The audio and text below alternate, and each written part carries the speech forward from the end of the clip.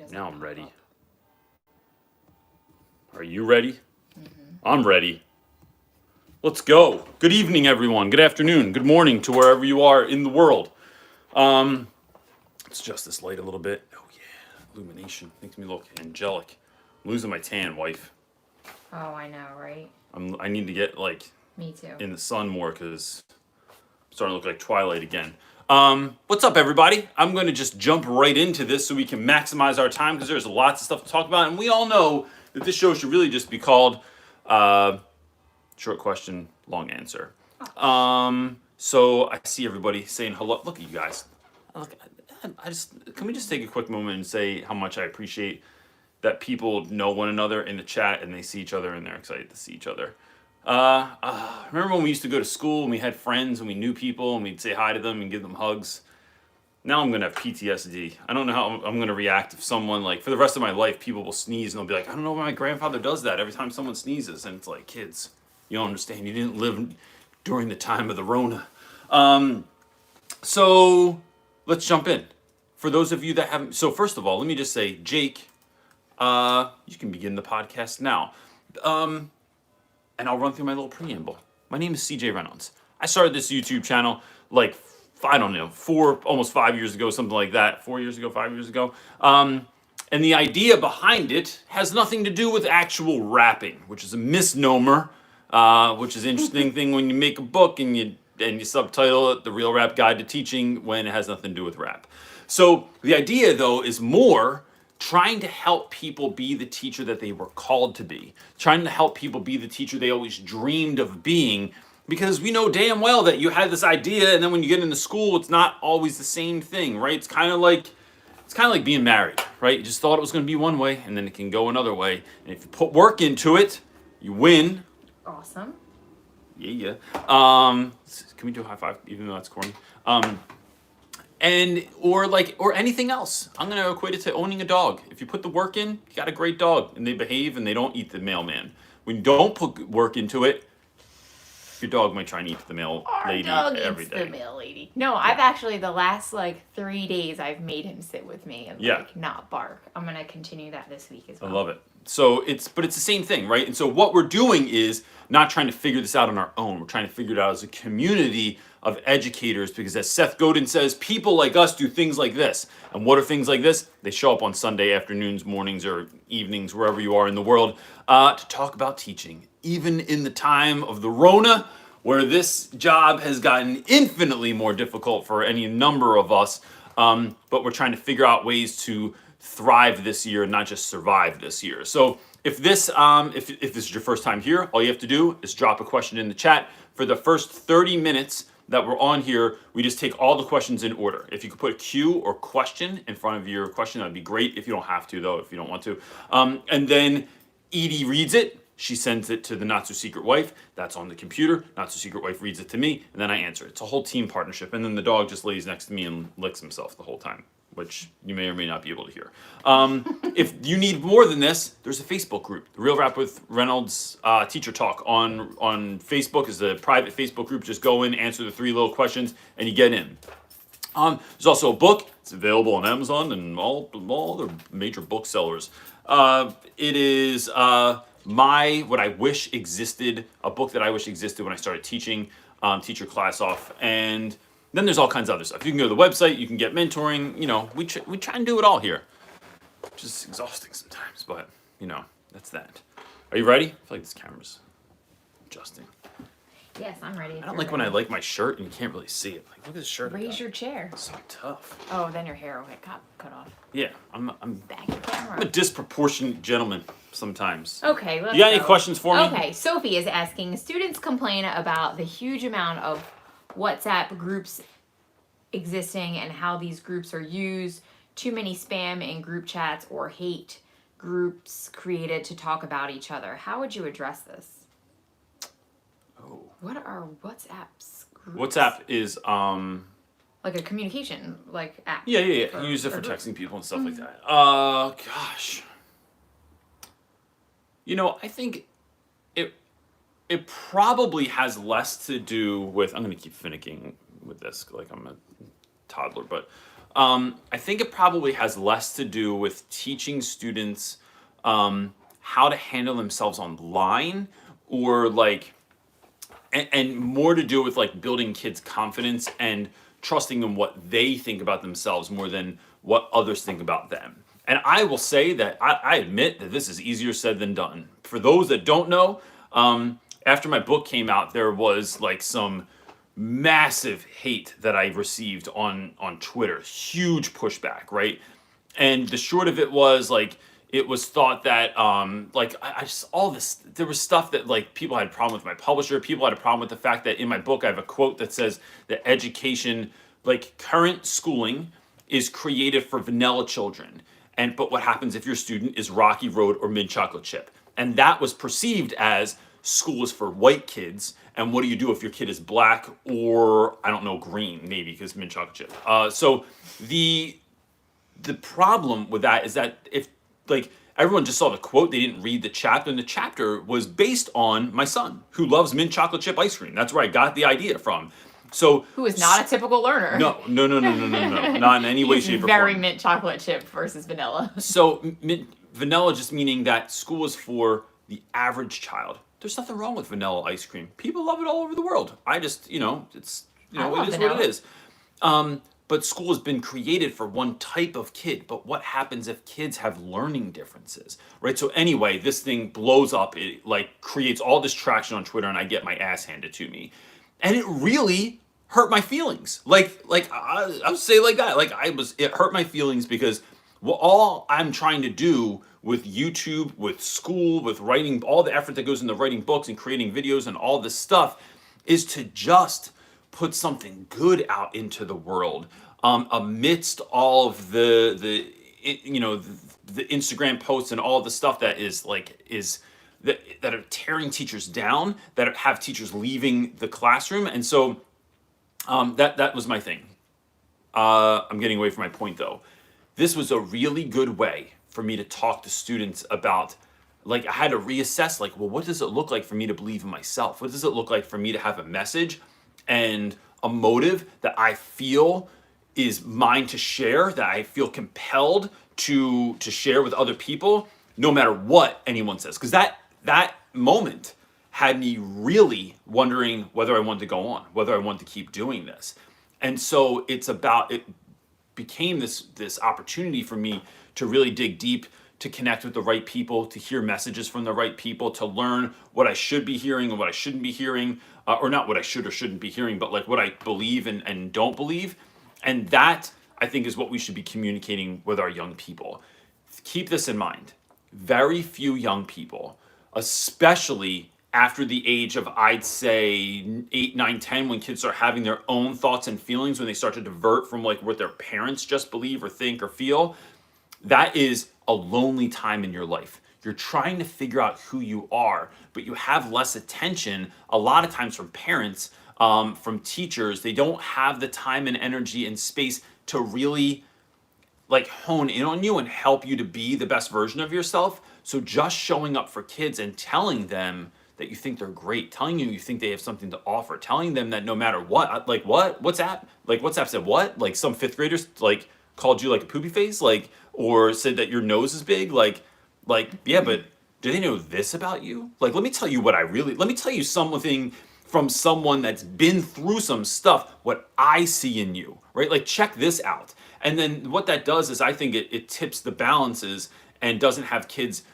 like looking at that stuff. I know that stuff exists online about me somewhere on Reddit or some other like evil platform, like that people are talking shit, but like it's who is the voice that I choose to hear, and what's the voice. So there's both those voices are going in my head, that I'm doing great stuff and what I need to be doing, and that I'm like not really that good, and that one day people are going to figure me out, and there's that whole imposter syndrome.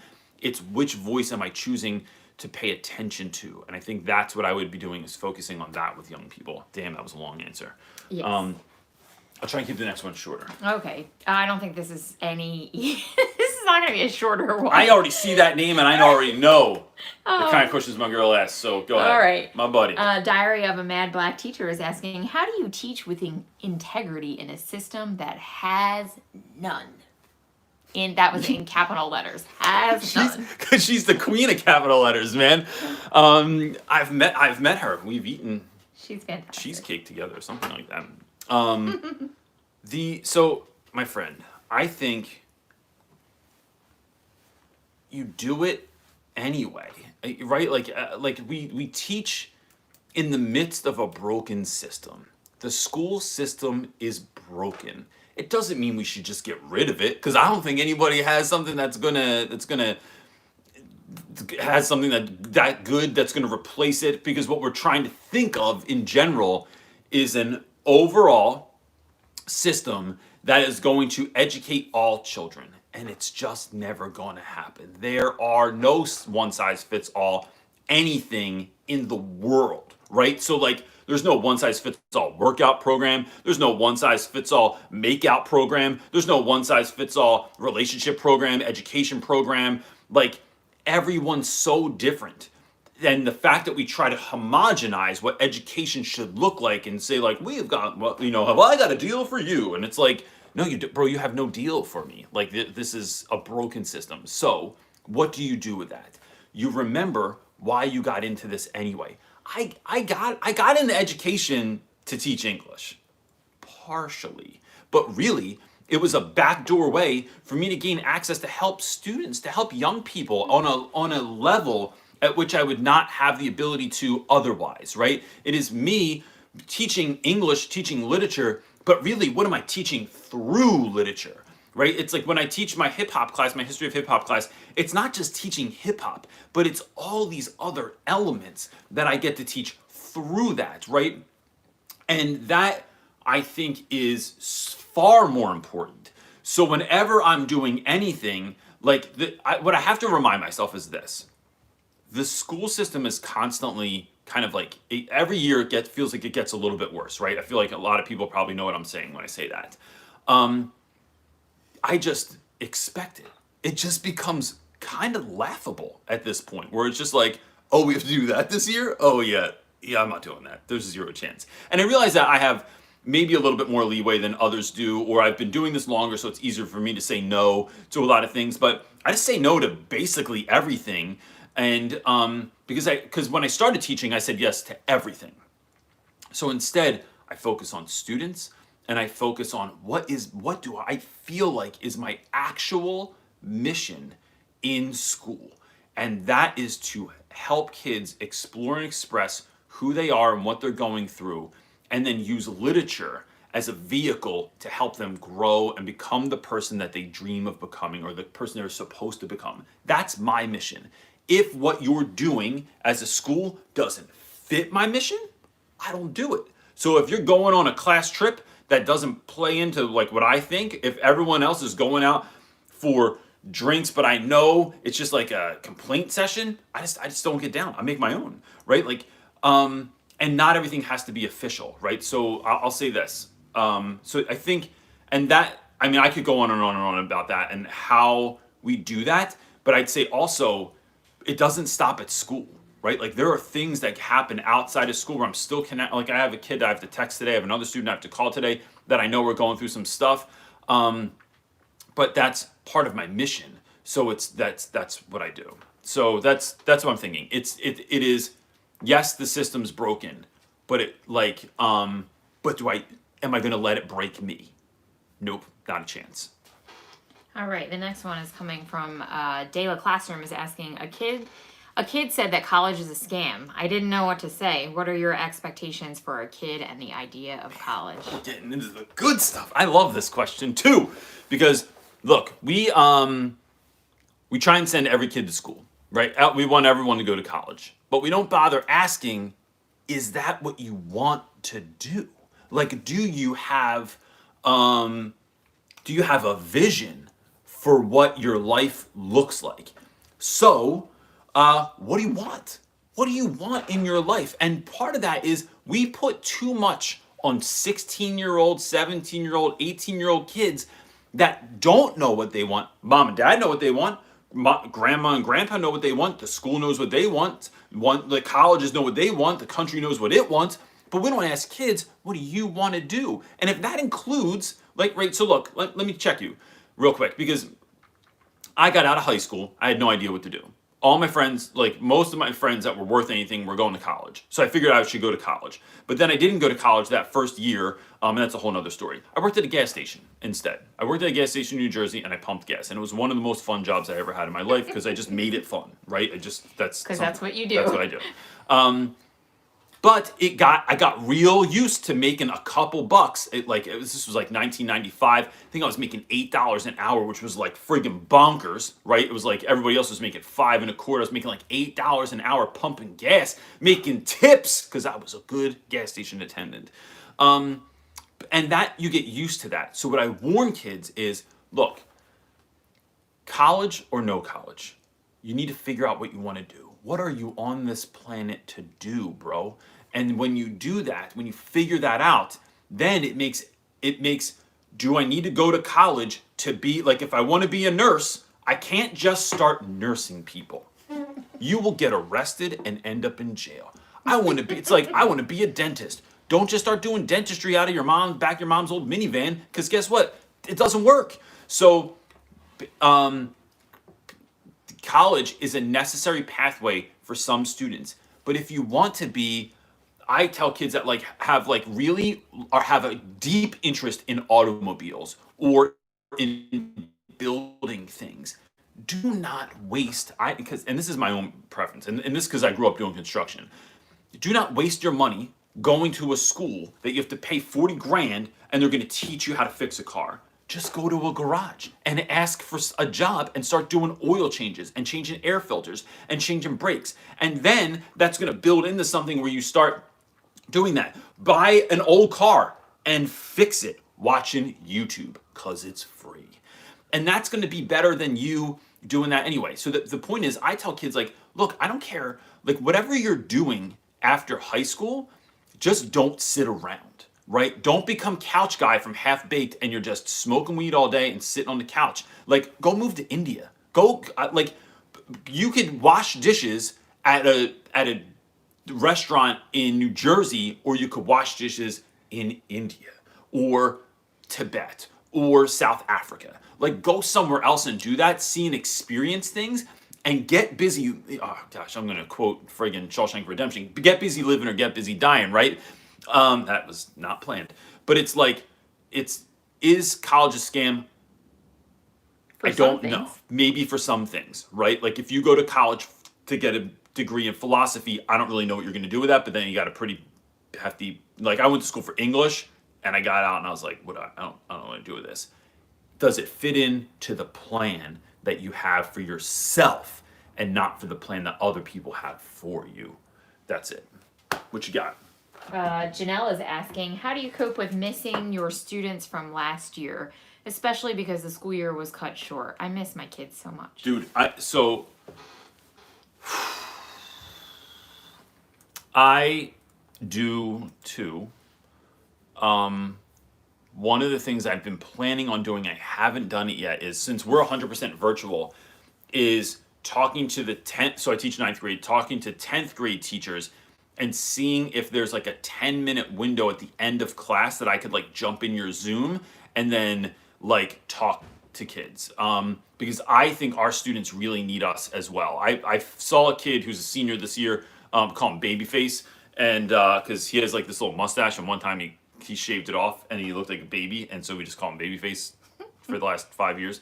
And Babyface is finally a senior this year.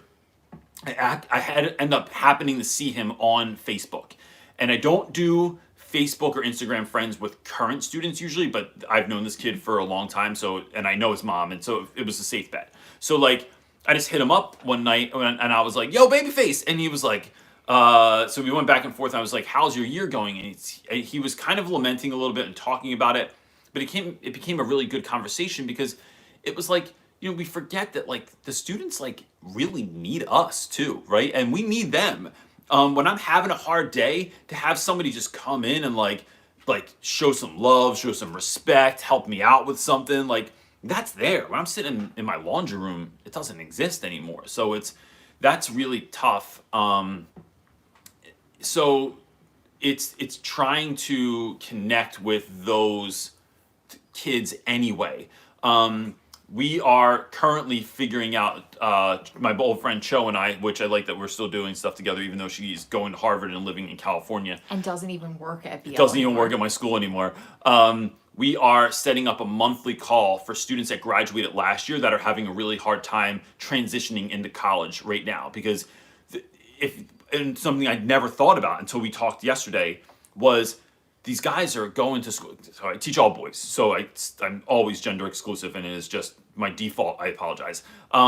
So our boys are going to school, and there aren't any like social gatherings anywhere. It's like you go to your dorm room, you do your work, you play video games, you go to class with a mask on, and then you leave. There's no like hangout after the class, sitting in the quad. There's no like meetups or football games or any of that stuff. So for my boys, that a lot of them they come from all black neighborhoods. A lot of them are going to these all white schools where they're not even sure how to navigate being a part of a white community, and then don't have options to do it, and are feeling several months in like left out of stuff, or not sure how to how to move forward in a positive way. We're trying to figure out like a monthly meetup. So I think that could be cool too. Like that's a good way to do it. Another thing that we're talking about doing. So one of my coworkers does Monday Night Football, where he puts, I don't know how he figures it out to get on Zoom. He puts his Monday Night Football game up there, and then we watch Monday Night Football together with the students. And the students' parents know it's like a thing that the school does. We're also going to start doing movie nights where we are renting movies. And then I don't know how we do this legally either, so got to figure that out. But like renting a movie and telling the kids like, "Yo, look, Friday night, check it. Like 8 o'clock, we're all gonna watch this movie, and Mr. Oliver's running it, and like Reynolds would be there, and all these other teachers, and then you just watch a movie together, right? So it's like you can't be together in a physical space, but how can we turn virtual moments into not just meetups, not just classes, not just something formulaic, but like, no, we're just hanging, we're just chilling, we're just watching a movie and like making jokes and whatever. So that's how I think you can do it. Is that Danny? Yep. All right, Danny is asking any tips on how to help our students/classes feel truly interactive when we're using a system that doesn't support all the kids using their cameras at once. Literally, I talk to myself every day. I'll tell you how I got to not talk to myself the other day. This is so dumb. So maybe you want to do it and maybe you don't. It was Zoom finally put, and I don't know if I just figured this out or if it was just invented. Zoom now has filters, and they're terrible. I mean, they're the dumbest filters, right? So if anyone knows anyone at Zoom, please let them know that like you got to get your filter game together. But the one that I liked was I could put a TV around my face. But what I did before that was there was a filter that just puts a rainbow over your eyes, right? Like not an Archie rainbow. It looks like just like a rainbow blur over your eyes. So I just put it on there and I start teaching the class. And eventually someone goes, "Yo, Ren, why do you have a rainbow on your eyes?" Bro, I don't know what you're talking about, but first of all, please don't disrupt me. I'm in the middle of trying to educate the young people here.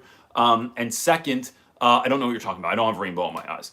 No, Ren, no, you def do have a rainbow in your eyes. No, guys, listen. There's no rainbow in my eyes. I need you to focus. We're getting ready to read, all right? Yo, check it. Yo, somebody, look at Reynolds. Doesn't he have a rainbow in his eyes? And so then it becomes this thing where I tell them, like, I don't really understand the technology. Then I switch it to, like, these corny sunglasses that they have. And, like, now you have sunglasses. Guys, look, I don't know if I'm hitting something or if someone's hacking this, but, like, I'm trying to teach class. It was so dumb. I let it go on for, like, 10 minutes. And then we just start playing with the filters. Then I was giving imaginary extra credit, which is something I do all the time, which is extra credit goes to absolutely nothing, for kids that would read their journal entry, but as a bear. If I have anybody that reads their journal entry, but as a bear, I don't want to just hear your journal entry. If you read as a bear, I'll give you imaginary extra credit. And so then kids are putting on, like the bear nose comes on and the little ears, and it was hilarious. And then they start reading like I guess how they think a bear would sound. But it was just doing something worth watching. And what I do is I don't look at all the screens, right? Because what I'm realizing is, and I'm sure some of you guys have noted this, some students' houses don't look like something that they want to share. Some students' families don't look like something they want to share. Some kids' families are saying and doing things in the background that are very loud, very distracting, and sometimes like bordering on questionable activity, right? And so kids get nervous to unmute, to turn on the camera. Now, look, some kids are getting away with stuff. Some kids are watching Dragon Ball Z and playing Fortnite all day, right? And that's just going to end up biting them in the ass, and that's on them.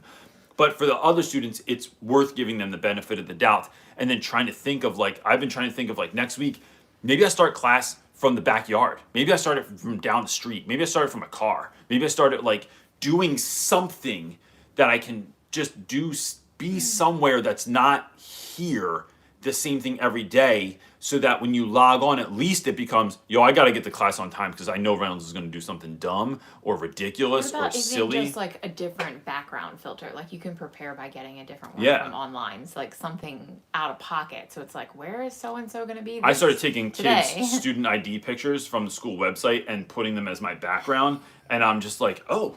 And then I would pretend I was talking to them the other day, See, that's and really it was funny. so dumb. And they were like, Reynolds, I'm not there. I'm like, bro, I don't see you on your camera because you know why? You're in my lunch room with me, and we're gonna have lunch together today. So just, I think dumb wins a lot of times. Yeah. Go ahead.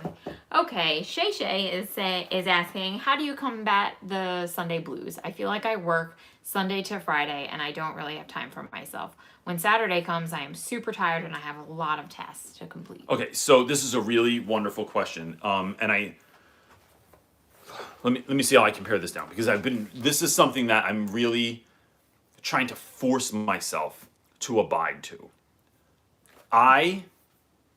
School can take up so much. I mean, I have been working 10 and 12-hour days, sometimes more than that, to just catch up, to just get something planned, even if it's a skeleton plan, and then have my grades done by the end of the week. So I'm like at least caught up on grades and then have some idea of what I'm planning.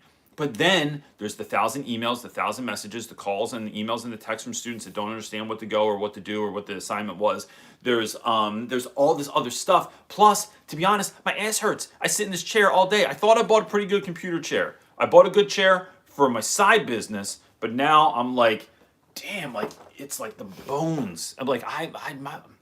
You need to get your. I don't have a fat enough bottom. That's what I have. I'm a skinny ass dude. It's like a stick Shit, figure. I should be sitting there. It's like a stick figure sitting on a chair. It's just not working for me. So, that is part of my problem. So what I've been doing is my school day is technically from 8 to 4, right? I don't teach 2 days a week until. So we have 80-minute classes. So like till like 10:20 is my first class on Mondays and Thursdays, right? To just give you an idea. And then I'm done by 2 every day because all of my classes are packed together. So I just teach for, it feels like endless amounts of time during every day, but I get to start a little bit later and end a little bit earlier. So what I'm doing is I get up earlier, I get myself ready. And I talk about this in the book, and I have tons of videos on my morning routine. So I won't bother going into that whole thing there, but there's a prep time.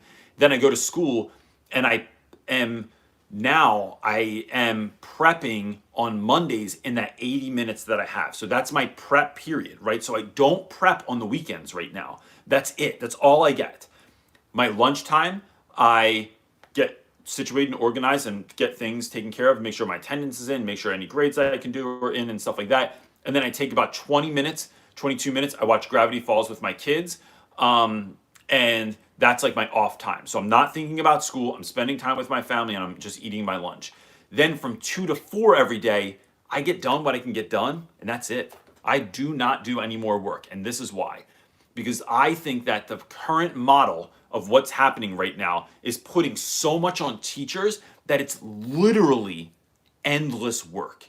It is never done and never could be done. It is like taking a cup of water and trying to empty out the ocean. You're like, nah, I think I'm getting somewhere.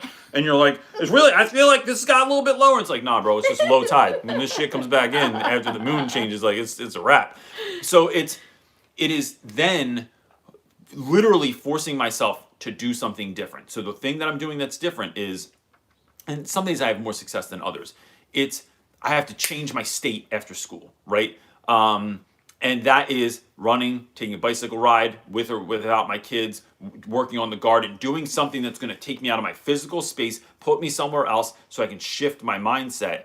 and then building in things in the night that are going to build me up. I just think that me being on 10, or even if we go full Spinal Tap and say 11, with an average lesson plan is better than an amazing lesson plan with all my stuff done and I'm at 5. I just think that it works better than that. There are some times when you have to sprint, you have to put in the extra hours, the extra work, but let that be occasional and not consistent. When we make it consistent, all we're doing is burning ourselves out.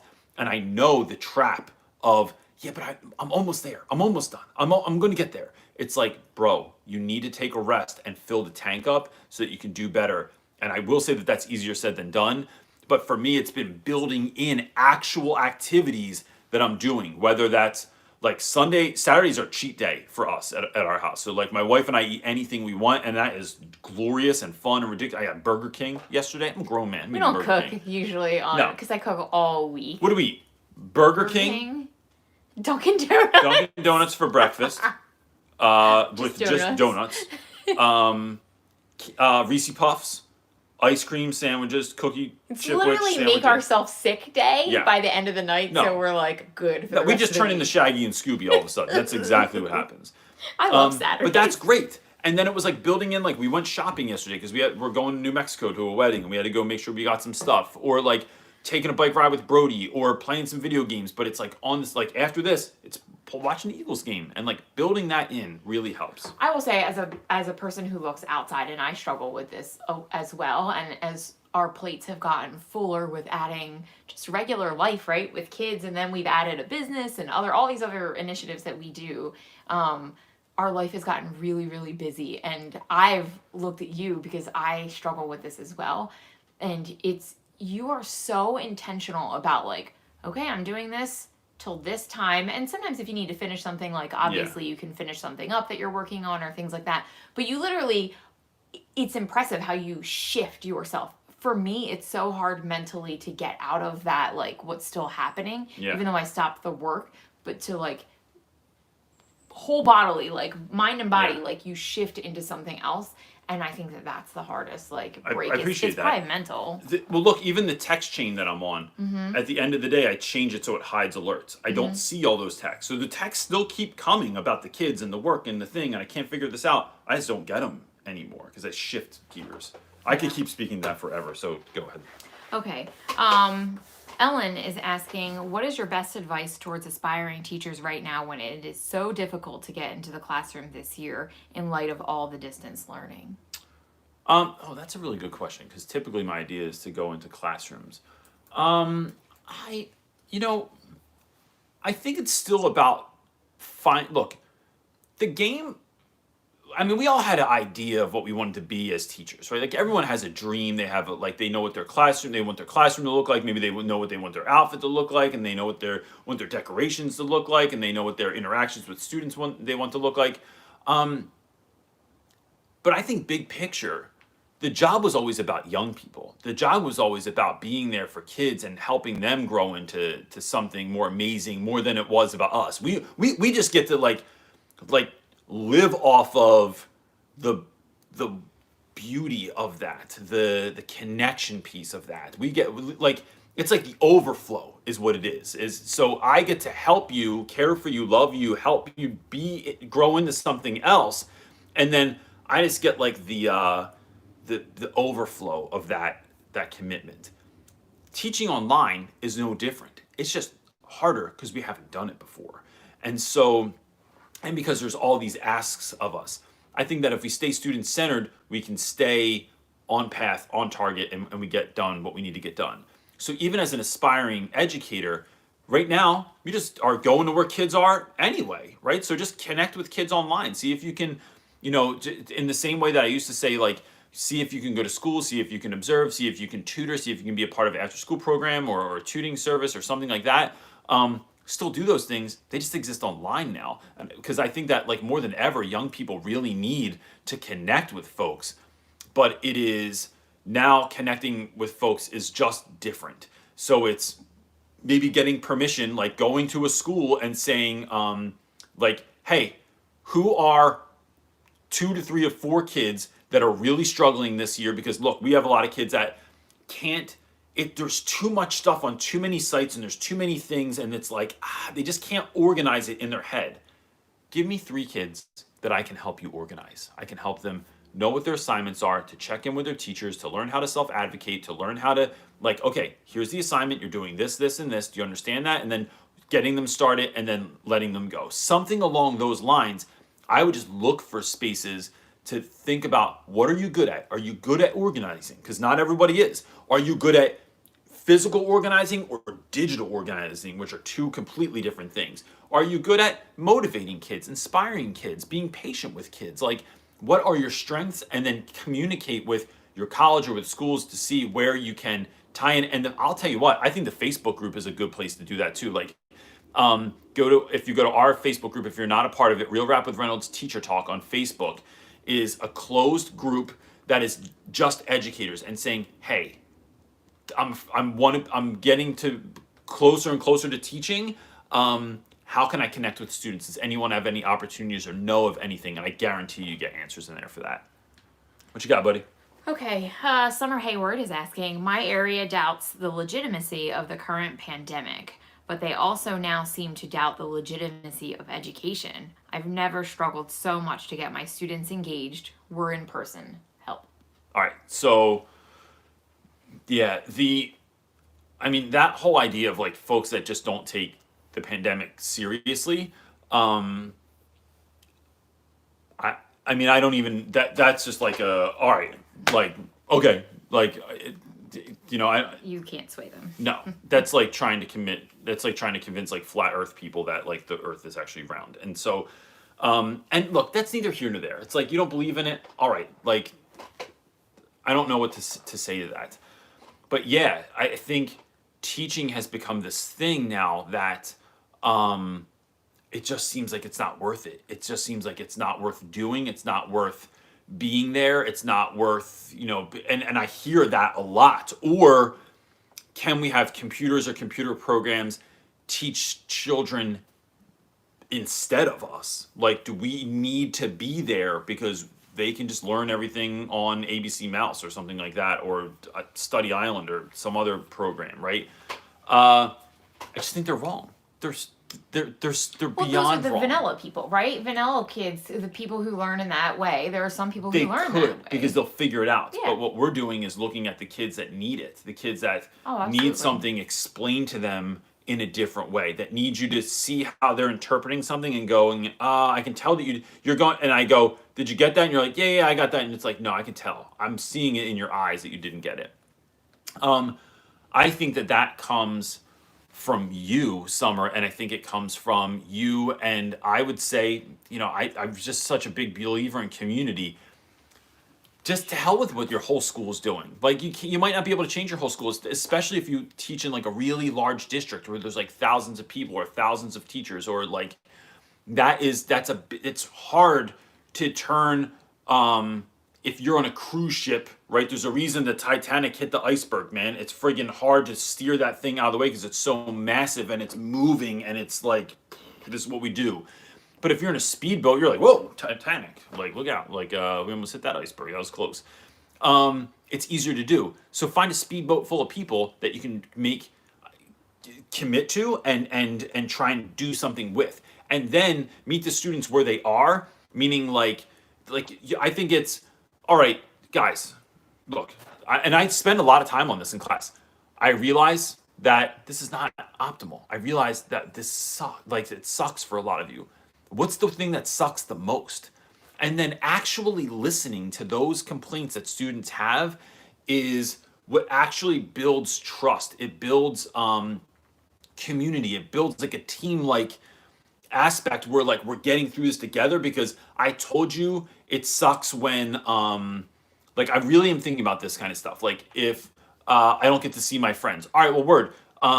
Why don't you show up 5 minutes early tomorrow, or why don't you stay after school, or why don't we do this thing? Like, figure out ways to connect students to students, whether that's playing a video game with them. Like, look, your level of access is going to be different at every school, but like maybe you're playing Among Us, maybe you're playing Fortnite, maybe you are doing Monday Night Football, maybe you're doing something where you're showing kids that you care. And I think care creates buy-in all the time. Care creates kids that show up, and it's because they trust you already because you went to that place that no one else would go with them.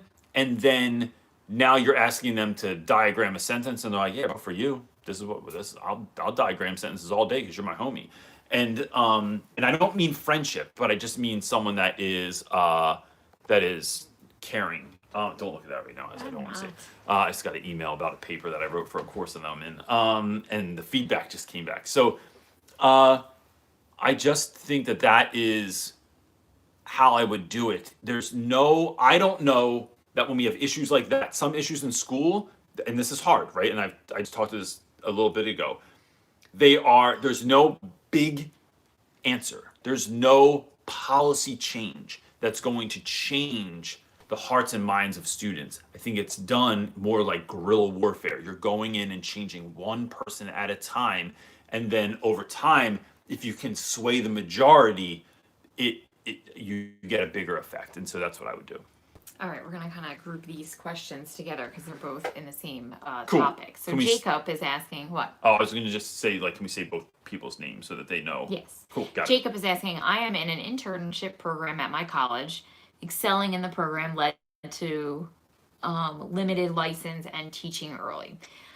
And I'm facing burnout. How can I find motivation for my college while teaching? I know the logical consequences of burning out is losing my license and not teaching anymore after this year, but I can't find the motivation to keep up the pace. That's one. Kim is also asking, first year 7th grade science teacher going through the MAT program at 49. I'm overwhelmed with all the extras, lessons plans, virtual, but I mentally and physically cannot do it all. So basically kind of like around the same theme. Yes. Of burnout. I'm going to tell you how I've been thinking. Here's a weird connection I'm going to make, right? I really like this answer. I really like this question because I'm really dealing with this myself. I've noticed that in my life that I can go and go and go and go, or when I'm heartbroken or depressed. So like I really am thinking a lot about the fact that, and we haven't even talked about this. This is something new I want to talk about. I love when you pop these on. I'm going to just throw this on you. I think I have a level of PTSD in my life. And I always thought PTSD, when I ever think of that, I think of soldiers. But I have seen a lot of death in my life, and I've seen a lot of awful things, and I've lived through a lot of awful things. And when I do that, so I had last week, another former student of mine was shot and killed in Philadelphia. And when I found out that it went down and how it went down, I'm not exactly sure what happened, but I know he was shot in an alleyway, and I know that he bled out in the alleyway and died alone in an alleyway. And so it didn't really hit me for 2 days. Like I knew it happened, but I immediately go into, what are we doing for students? Who were his friends? Let's connect with all these people. Let's make sure that everyone's taken care of. But then when that kind of wears off, I got so depressed last weekend. And it really hit me, right? And I think part of the reason it really affects me is because I've just seen so much death in my personal life and in my professional life, and so much heartbreak that I don't know. It's just something there that I need to explore and figure out. That being said, whenever I go through anything in my life that feels like it's completely overwhelming, like, dude, I'm going to just evaporate. Like, and my body's not going to be able to take it anymore. There is always the flip side to that when I'm trying to work so hard to get through so much stuff, to care so much, to connect with everybody, to fix everything. The class that I'm teaching is the friggin' worst, and everyone sucks, and no one wants to do anything I want to do, even if it's the greatest idea, and even if I base it on everything that you like, and all that stuff, right? When it gets too much, it's so crazy. I usually have this snapping point, but the snapping point is never usually, it's always different than what I thought it was going to be. It's usually kind of like this, what if I just didn't care so much anymore? What if I just didn't try to keep up? What if I just was like, no, I'm not doing all of the things? And that's where I feel like I'm really getting to now. We need your jacket, babe? I got you. Sorry. It is, and so when I think about this, I think about two things. One, I just heard this morning was reiterated. I'd heard this before, but So I'm going to go a little church on you for a minute. Doesn't matter if you love Jesus or not, but this is you can still go at this point. Jesus basically changed the world in 3 years, right? So like the beginning of his ministry to the time that he was crucified changed the world in 3 years. Jesus never ran anywhere. This is what my pastor says this morning. Jesus never ran anywhere. And he goes, and if you look at the Bible, that dude took a lot of naps.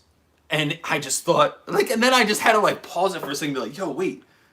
Yo, my man, like they walked everywhere. They walked everywhere. They didn't hustle. They didn't even take like, transportation. Like, No, to make it, they man walked everywhere, and then he was always taking naps. Like Right. when they're in the boat paddling across wherever the hell they were, and the storm's going on, they were like, Jesus is just chilling, taking a nap in the boat, like no worries.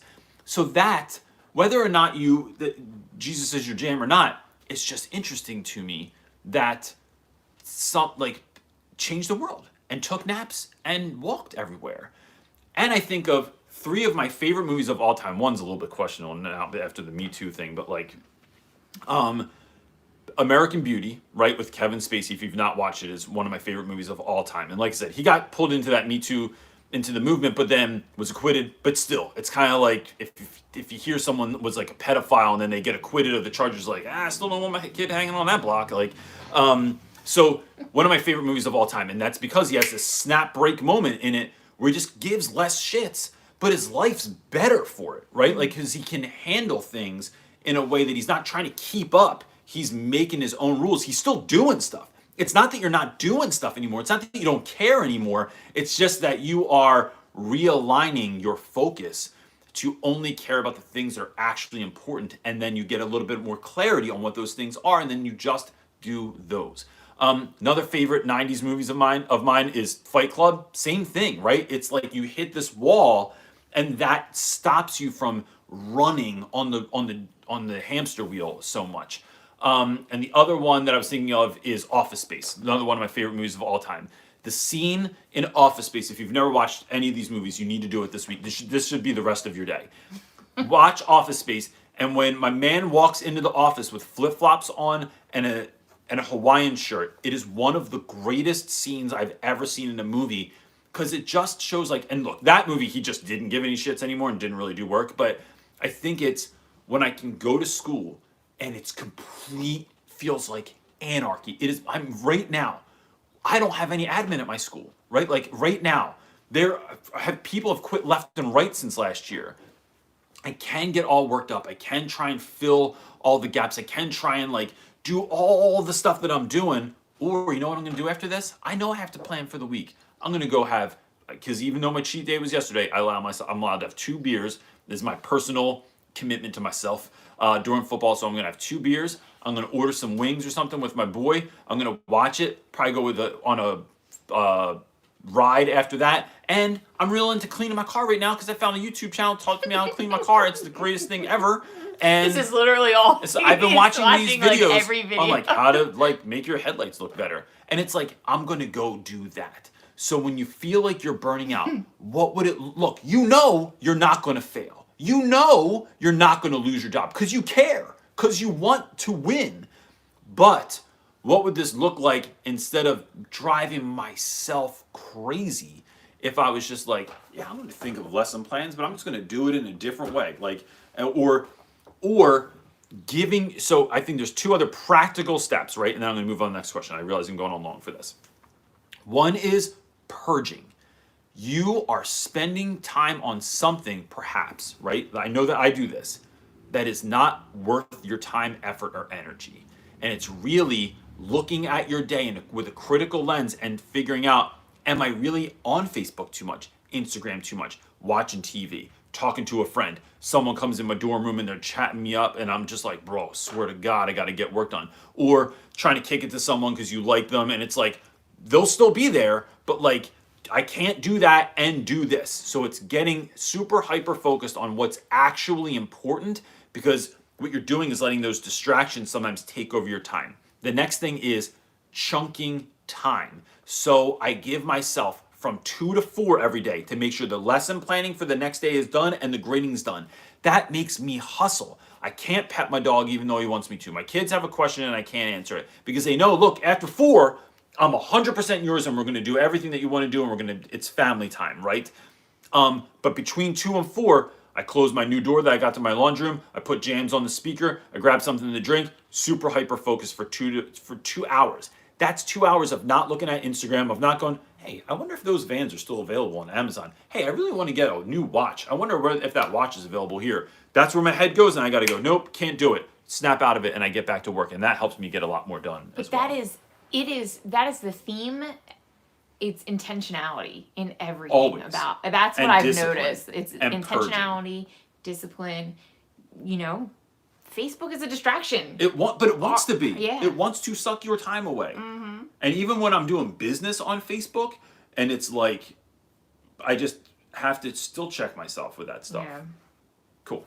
What you got? Okay, so we're gonna jump around, which I've been I'll try and be kinda faster doing for some a of these little because bit. I realize I just want to get through more. I don't think this is gonna be. All right, fast it's one. probably never gonna. I always say that. Cole Hatchard is asking, how do you recommend dealing with other teachers who tend to try to co-teach while you are teaching?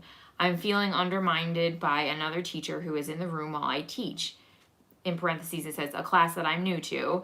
And the teacher likes to jump in and semi-teach a topic while I'm trying to. Yeah, I hate this, and this happens to me with a lot of co-teachers that I've had. I think the best way to do is give them a part to teach, right? All right, so here's what's going to happen when we come in. I would do give somebody I'm going to do the first 5 minutes, get us situated for the day. Then you're going to do vocab, right? Like you're in charge of the next. Wait, can I interrupt? Oh, sure. What if they're not your actual co-teacher? What if they're sitting in the classroom? I'm not so Just sure that this chilling? person is a That's happened too. Cole, is this a co-teacher, or is it an actual co-teacher, or is it just someone sitting in your room? He's still on here. I've seen him in the chat. Maybe he'll answer. Okay, keep going. Okay, so yeah, we share a room. Okay, word. So let me say this for people that do have a co-teacher, because I think it's going to be one and the same.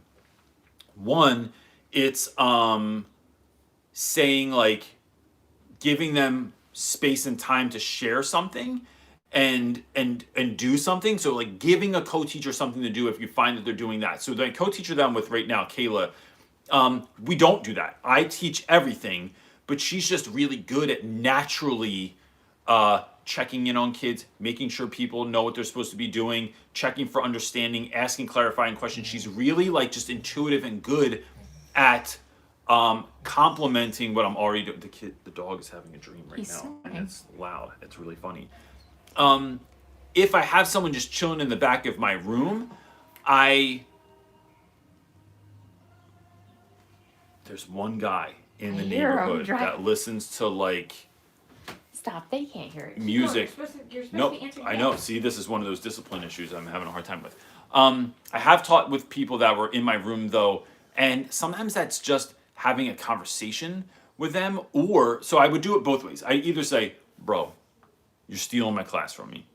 Or you are, my ADD can't handle when you say something. You just say things out of nowhere sometimes. Or I had a teacher one time that I would go, whenever they would because what we do, our school's too small that we don't have, there's no empty rooms ever. And there's a class in my room every period of every day. So either I'm sitting at my desk and someone else is teaching, or I'm teaching and someone's sitting at my desk. So when that happens and someone would start talking, I once worked with this dude that would just randomly add things in, out of nowhere. And sometimes they made sense and sometimes they didn't. And sometimes he was making fun of someone. And I'd go, I made it into a show that was called Brilliant Interruptions with Mr. So-and-so. And I won't say his name, but oh, wait, hold on, real quick. And then I had, as always, I have friggin' music queued up on my computer at any time. Here it is. It was Deep Thoughts with Jack Handy from Saturday Night Live. Brilliant Interruptions with Mr. So-and-so. And then he would say something, but it became a thing where he wouldn't do it so often anymore, because I did this ridiculous thing that kind of made fun of it, but kind of had fun with it, but kind of he knew it was this is taking a moment of time here where we're doing this. And then other times it's explaining to teachers that look, sometimes it's just having the hard conversation. Look, I know sometimes I'm teaching, it's awkward, you want to say something, but I'm noticing, so it's not on you, I'm noticing these 3 students, and you pay attention to this stuff so you can actually speak to it. these 3 students are really having a hard time coming back because I'm building in this. I'm like, my class is sort of like expertly weaved and put together in a way that I'm trying to build engagement. And when you break that engagement, these kids are having a hard time finding like the wherewithal to come back, because they're kind of like waiting to see what you're going to say or do or whatever. It's becoming a distraction. And so like, let's figure something out there, because for those guys, like, I get what you're doing. You're just saying something, you're just adding something in, you're just like sharing whatever it is. Awesome. But I think these dudes are like having a hard time with that. So like, let's figure out a way that we can do that. I think any one of those works. And I really wish I could talk to him more about that, like personally, because I could probably help. But that's from here, from New Jersey. That's my answer. Go ahead. Andrea is asking, how do you stop students from abusing the tech rules? I keep having students on other assignments or games. One of the things that I do, Andrea, is because look, hey, look, what are you giving everyone a peek of what you look like? I know, and a mess today. No, I think you look really cute today. I like your Well, outfit a lot. my hair is really bad. No, I think you look great. Now I forget the timestamp. Dang it. So, one of the things that I've been doing is, we have 80 minutes, and I tell the kids we're not learning for 80 minutes. We're going to learn for 40 minutes. And if it takes you 80 minutes, great, right? But if it doesn't, then you cross the finish line faster than others. Because I have a do now, so we're all virtual, like I said. We are on the camera and checking in and doing attendance, and you have 5 minutes to do a do now. That do now is 3 to 4 questions. And it's usually like, what'd you eat for breakfast? How much did you sleep last night?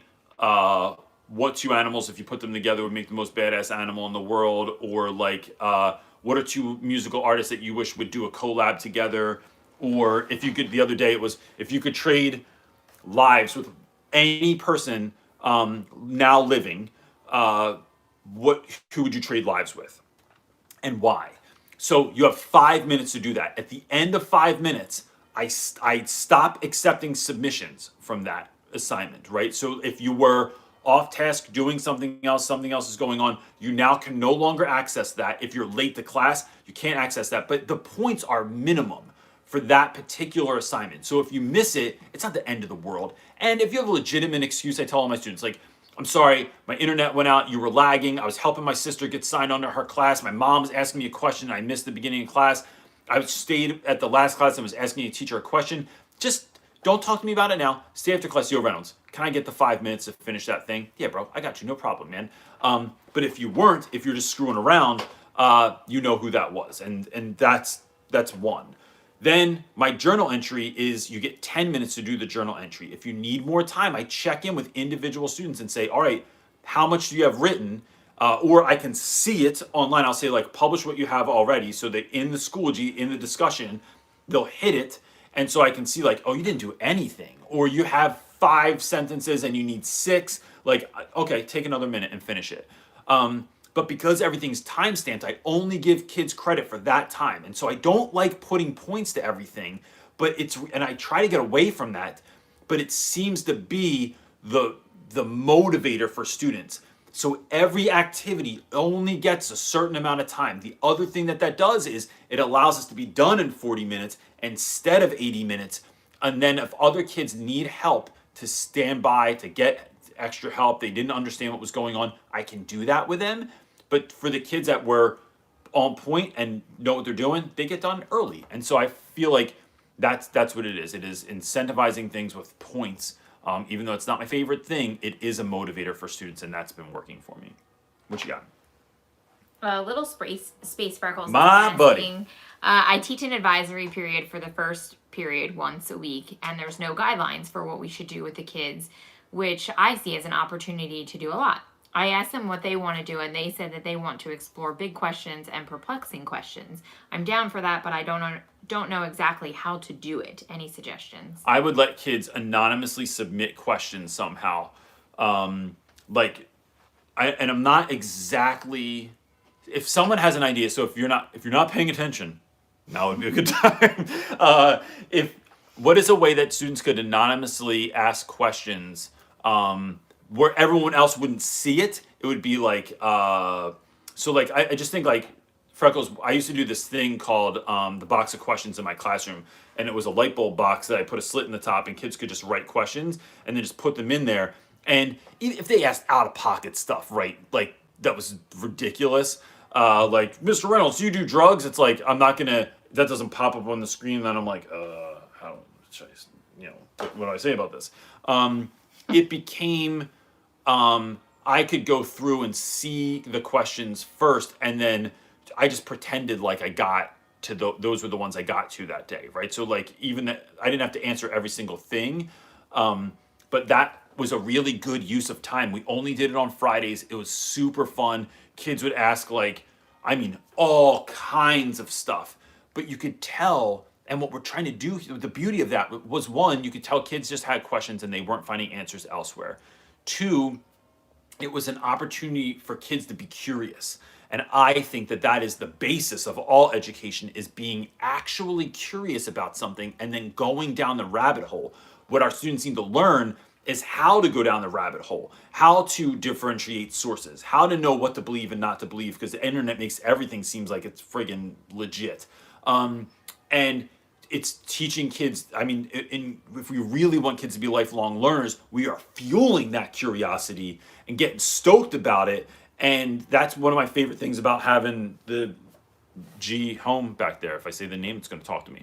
But or the one with the screen in the other room. I ask questions constantly to that thing, and I love it. And I love what my kids do too. Where like last night it was like, Dad, what's the fastest bird in the world? And it was like, I don't know, let's ask Google. And then we ask, and then it tells us the answer. And I love it because it fuels that curiosity. So I think finding a way to anonymously do those questions is a really good one. And if you don't know the answer, it's like building that in. I need someone to figure out this answer, and I'm going to give you imaginary extra credit, or you win like something ridiculous by next week or by tomorrow if you come up with this answer. And they have to investigate it and then bring the answer back. What you got? Okay, this is our last one because it's after 2. AB is asking, and it's a 2-part question. AB is asking, 1, I'm in school to be a teacher and I find school really hard. My work just got rejected and I feel like giving up. I feel like an imposter and trying to be someone. Did you ever feel like giving up? Second part, how much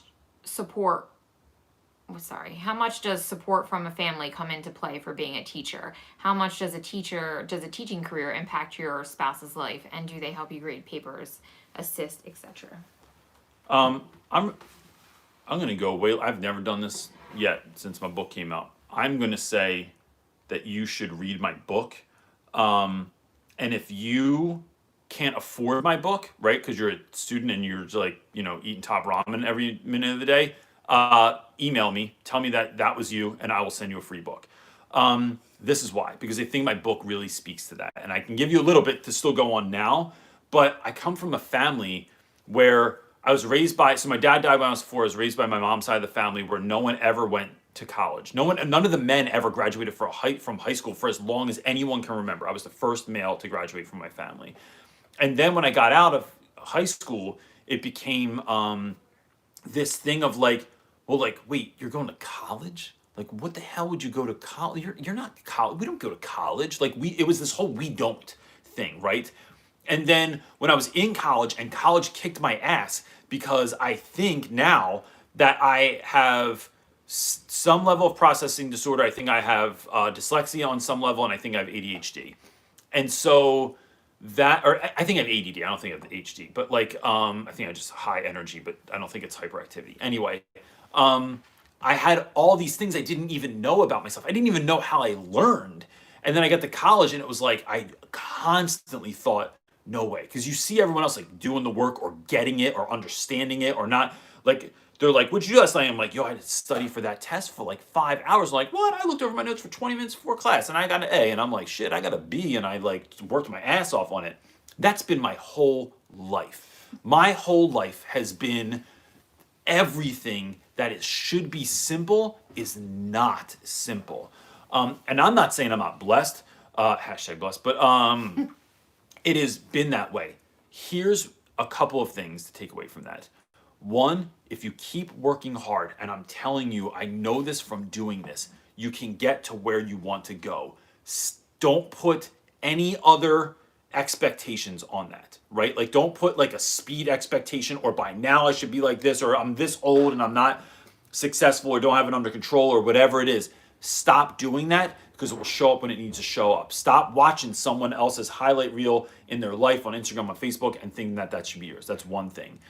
The second thing is someday you're going to teach a kid that's going to be in the same place that you're in right now, whether that they're in third grade or they're in 12th grade.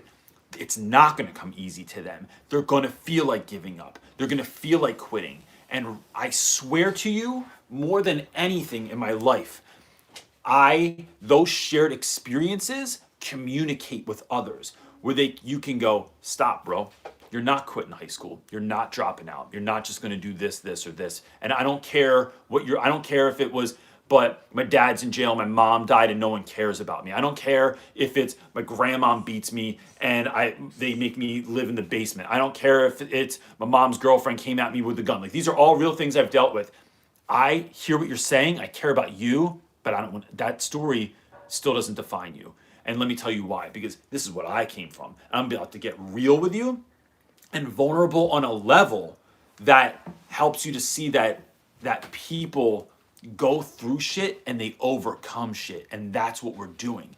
So right now, I know this is overwhelming for you. I'm speaking to you. I know this is overwhelming and I know this can feel like you'll just never get out of it. I used to think college is going to go. I was in college like Van Wilder years. It took me so long to get out of college. But I didn't give up. And now I have a story to tell that can inspire and motivate my students because I've been on some level. And this is like, I'm like a white dude that came from like a normal, like not normal, I'll say like a very average neighborhood for where I grew up. Like didn't lock my bike up at night. Like my parents were married. Step parents, like we took vacations every year. Like, and I still had my own secret traumatic shit going on, but on a level, it looked normal. And now I'm teaching all black and brown boys in West Philadelphia. But there's something about that, even though where we came from looks so different, the human experience many times is not. And so it's like, I know what it's like to feel left out. I know what it's like to feel like no one cares. I know what it's like to feel like you lost someone or that your friends aren't real or that you're just not good enough or that you just suck at school or that math is evil. Like I know what it is, all that feels like. And that what you're going through right now is going, I'm telling you, to help someone. And if you push through, I swear to you, this will work and that will be everything. Can you answer the second part? He says, how much does support from family come into play for being a teacher, and how much does a teaching career impact your spouse's life? Do they help you grade papers, assist, etc.? I would say that my family, so if I read this right, my family wasn't overly, my family was like, I have an aunt that was incredibly supportive. I will say that after my mom died, I went and lived with my aunt, and she made sure I had quiet time to take care of school and stuff. I don't know that she really got the whole college idea, but was extremely supportive. And that helped. I did it on my own. I'm telling you, like, I don't want to take anything away from anyone. My whole life, everything's on my own, and my wife's gonna be like, "And God," but like, I'm just saying that, like, yes, that's true. It's my spiritual part of my life helps too. I'm 100% pulled my own bootstraps up and just made shit happen. And how much does your teaching career impact your spouse's life? Immensely, but